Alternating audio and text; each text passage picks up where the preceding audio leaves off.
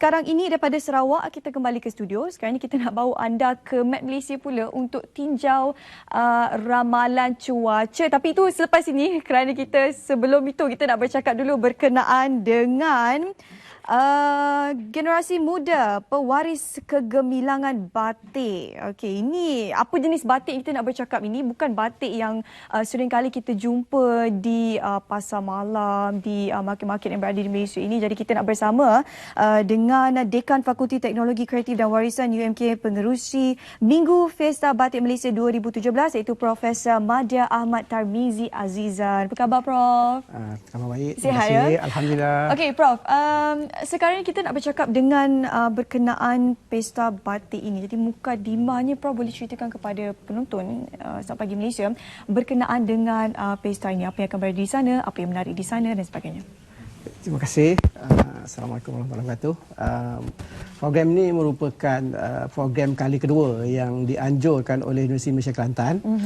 Sejak tahun 2016, kita menjalankan pelbagai aktiviti, antaranya termasuklah memperkenalkan inovasi-inovasi dalam industri batik itu sendiri.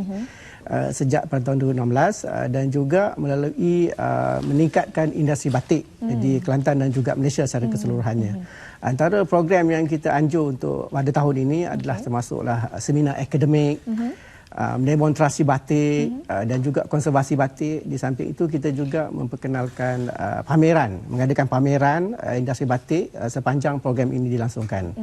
Program ini dilangsungkan bermula daripada 29 Oktober sehingga 2 November 2017. Jadi kalau kita lihat program ini merupakan anjuran daripada Fakulti Teknologi Kreatif dan Warisan UMK.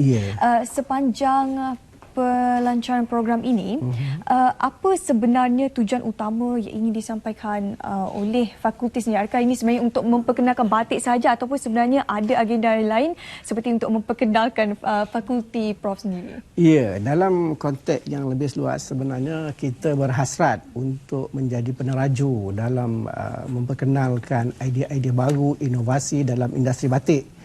Dan dalam konteks Fakulti Teknologi Kreatif dan Warisan, memang kita menawarkan program pengajian dalam bidang batik.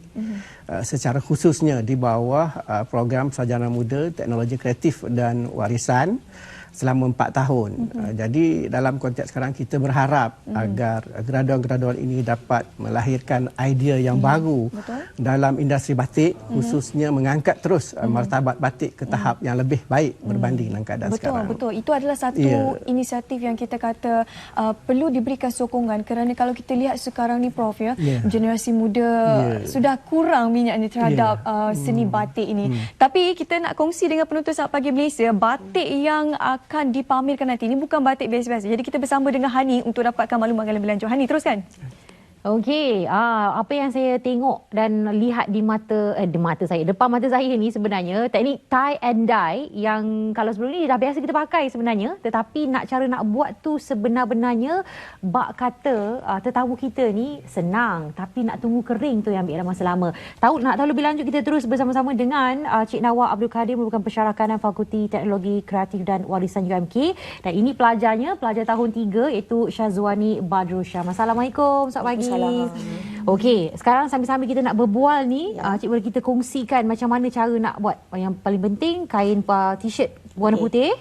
Yang paling penting ialah t-shirt warna putih, iaitu 100% cotton lah. Dan juga dia sebelum buat kita perlu basah dia ataupun lembapkan dia dulu. Lembapkan dulu. Lembapkan dulu, sama ada kita lembap menggunakan mesin ataupun kita just basah dan kita peras sehingga kering lah. Supaya warna nanti bila kita letakkan warna, dia akan mix. Okey, dia tie and dye, maknanya dia kena ikat macam ni, tunjuk dulu macam ni. Dan cara ikatan tu sebenarnya macam sembrono ke ataupun mengikut desain-desain kita nak buat? Terpulang, tetapi kalau kita nak desain dia nampak cantik, macam yang kita buat contohlah macam ni, kita lukis dulu desain yang bentuk yang macam mana yang kita nak. Kemudian barulah kita ikat satu persatu. Yang ni take time lah. Kena orang rajin sikit dan kreatif. Dia akan buat dengan ikatan dengan yang cantik lah. Ini ada sesuatu kat dalam ni. Kita bubur mutiara tiruan lah. Okey. Baik, yang tu cara ikatan maksudnya ikut design kita nak buat. Ya. Tapi yang ini ini dia just ikat saja. Ikat saja.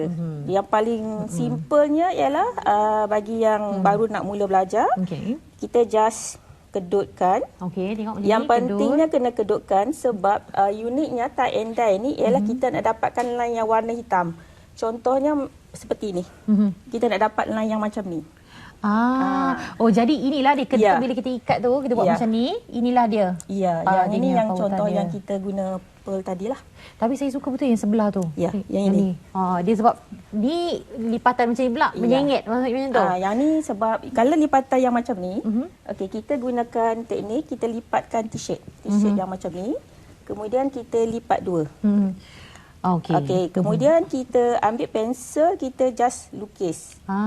Kemudian bila kita lukis pensel, pastikan bila kita lipat tu, garisan pensel tu mesti lurus. Walaupun dia berbentuk curve. Okey. Kita lipat seperti biasa juga. Tetapi kita kena make sure bila kita lukis tu pensel dia tu mesti lurus lah. Kemudian barulah kita ikat. Dia sebenarnya kalau kita tekun belajar, dia sekejap je sebenarnya kan? Nak belajar. Okey, tapi teknik yang macam mana nak mewarna tu yang kita kena belajar. Sebab ini menggunakan warna ini warna yang batik biasa. Warna batik biasa. Kita boleh guna juga Dylon. Tetapi Dylon kita tidak akan dapat line yang line hitam.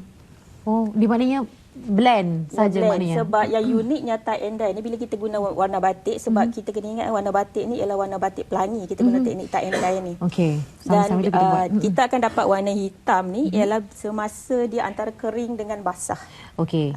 Ni macam ni Sambil-sambil tu boleh tengok cara buat. Mana Syazwan ni akan tunjuk caranya. Macam Syazwan ni dah tahun 3. Maknanya kalau ikutkan masa sambil-sambil buat tu boleh ceritalah pengalaman tu, belajar buat pertama kali tu, kira nak sampai ke pakar tu berapa lama ambil masa? Makan masa. Macam saya bila dah masuk kos tahun 2 tu baru belajarlah teknik-teknik batik ni. Okey, tahun 2 baru belajar teknik batik. Kira ni boleh kategori dah boleh meniaga ke apa ni? Tie-dye. InsyaAllah. Boleh. Sebab tengok dia curah-curahkan macam tu saja, tetapi dari segi kreativiti tu, dari segi pemilihan warna macam tu Cik Nawal itu mengikut kreativiti kita sendirilah dari segi pemilihan warna. Yang ni dah separuh siap. Ini ambil masa 4 hari. 4 hari dijemur di tengah panas. Di tengah panas matahari supaya kita akan dapat line yang hitam ni lah yang saya sebutkan tadi. Okey. Ada teknik tak Cik Nawal kalau kiranya cuaca tak begitu mengizinkan, tunggu 4 hari matahari tak keluar pun kan? Jadi boleh tak masuk dalam oven ke? Masuk oven tak boleh lah, terbakar kain. Macam mana caranya untuk bagi dia kering? Masih lagi kita boleh jemur di tempat yang biasa, tetapi untuk mendapatkan efek secantik dengan cuaca yang panas untuk dia kering, dia lebih baik. Tak cantik lah sebab ini dalam cuaca yang kering. Saya tunjuk contoh bila sebut. Okey, ini dah disimpan 4 hari. Okey, di bawah tengah panas, dan ini ialah hasilnya. Kita pun tak tahulah sebab yang ini yang ada staf belajar buat. Kita tak tahu hasil dia buat pattern, jadi kita tunjuklah. Okey. Dia bila buat ni dia macam try and error juga Encik Nawal. Maknanya kita buat-buat, kita tak dapat nak bayangkan apa rupa yang bakal keluar. Cantik juga sebenarnya. Kalau yang profesional, kalau orang yang profesional yang memang dia buat tie and dye ni, dia boleh dapatkan design yang samalah. Design yang berulang-ulang. Wow. Tetapi bagi yang amatur yang biasa yang macam Syazwani ni, dia akan buat teknik yang sama, tetapi hasil dia bila dibuka nanti dia akan dapat hasil yang lain lah. Okey, baik, itu dia tangan masing-masing lain-lain. Kalau Hadi Hamid pegang tak tahu jadi apalah, tapi nak cuba juga nanti sambil-sambil tu. Okey. Dan bagaimana tie and dye ni sebenarnya boleh memberi, sebab kreativiti kan lain-lain kan Cik Nawal. Jadi untuk tie and dye sendiri, apa yang boleh mencetus pelajar-pelajar tu dengan penghasilan tie and dye? Satu, kita nak di peringkat awal ni kita nak mendidik pelajar dan juga kita nak mendidik kanak-kanak seusia awal 3 tahun untuk mencintai batik. supaya mereka tahu kreativiti. Bila kita buat program-program yang macam ni, kita pergi ke tadika ataupun taman bimbingan kanak-kanak, mereka memang excited dan berminat. Dan di kawasan kejeneranan yang tempat saya tinggal pun, boleh kata setiap petang kanak-kanak akan datang dan juga mereka akan minta untuk nak membuat dari masa ke semasa lah. Okey, dia menggunakan pendekatan mudah, tie and dye, sebab kalau nak guna cara yang lebih profesional dari segi pencantingan batik tu, dia akan susah untuk mendekati masyarakat. Jadi bagi Cik Nawal, ini satu teknik dan cara untuk mendekatkan batik ni kepada masyarakat. Sebab tie and dye ni merupakan satu teknik batik juga, sebab kita menggunakan getah sebagai resist untuk menahan warna, untuk mendapatkan corak. Daripada kita menggunakan canting ataupun kita menggunakan blok batik. Baik, dan ini semua boleh dilihat depan mata untuk Minggu Fiesta Batik Malaysia 2017, mana Cik Nawal dan pelajar-pelajar juga akan berada di lokasi untuk anda cuba. Boleh cuba boleh cuba, boleh buat sendiri. Lepas ni Hani Hamid nak cuba, dan sekarang ni mungkin nak kembali pada Syuhaida untuk bercerita dengan lebih lanjut lagi bagaimana agaknya penglibatan masyarakat untuk turut serta sekali dalam program ini nanti. Betul tu. Saya sepatutnya tanya soalan tu, tapi Hani dah tanya, jadi kita minta Prof jawab soalan tu. Prof, bagaimana untuk orang ramai sebenarnya sama-sama memeriahkan Fiesta Batik ini nanti? Okey, memang program ini kita buka kepada publik bermula daripada 29. Namun bagi program yang ditunjuk tadi, program itu telah awal dilaksanakan dan ramai publik terlibat, bermula daripada peringkat prasekolah lagi telah melibatkan diri, dan banyak sesi-sesi telah kita jalankan sebelum bermulanya program yang sebenar, iaitu pada 29 hari bulan. Sebenarnya UMK ni dulu saya ada saudara yang belajar kat situ, tapi dia dah tak ada lah. Bukan tak ada kat dunia, dia tak ada di UMK lagi, Prof. Cumanya tak berkesempatan lah untuk saya bersama dengan dia pergi ke Fiesta ni. Tapi orang ramai yang ingin ke sana daripada sudut logistiknya, Prof. Parking adakah disediakan, tanah sawam? Kerana mungkin ada yang berkeluarga, yang anak kecil yang ingin melihat dengan lebih dekat bagaimana teknik batik yang terkini ini dilakukan di sana. Ya, dari segi facilities tidak ada masalah di kampus kita, cukup, dan baru-baru ni pun kita melaksanakan convocation pertama di dalam kampus.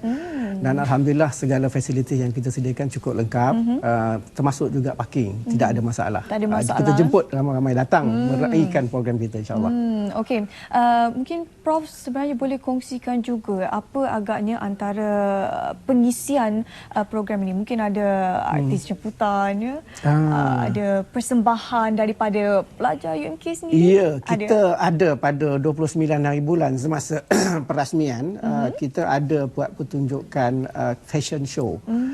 Cuma peragaan itu lebih kepada produk-produk yang dihasilkan oleh pelajar sendiri, berdasarkan program pengajian, berdasarkan kursus yang telah mereka ikuti sepanjang mereka berada di UMK.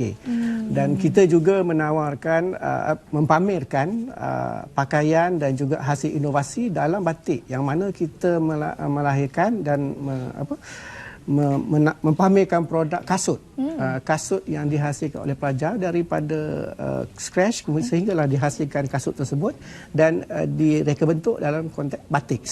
Dan juga dari segi lukisan-lukisan batik yang kita pamerkan. Termasuk juga kita mengadakan pertandingan Wow Sobek dipanggil di Kelantan itu. Yang fokusnya kepada hiasan batik itu sendiri.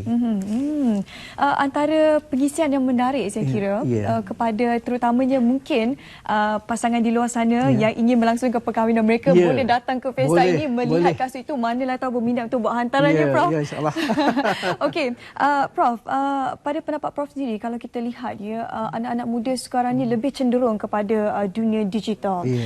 Kebanyakan mereka tidak berminat untuk menyalurkan idea kreatif dan juga inovatif mereka terhadap seni-seni yang sememangnya sudah ditelan zaman seperti batik ni. Pada pendapat Prof sendiri, bagaimana sebenarnya untuk kita menggalakkan anak-anak muda untuk lebih terlibat dalam bidang-bidang seperti ini, Prof? Ya, melalui program seperti yang kita anjurkan ini, Minggu Fiesta Batik, kita dapat memberi pendedahan kepada para generasi muda.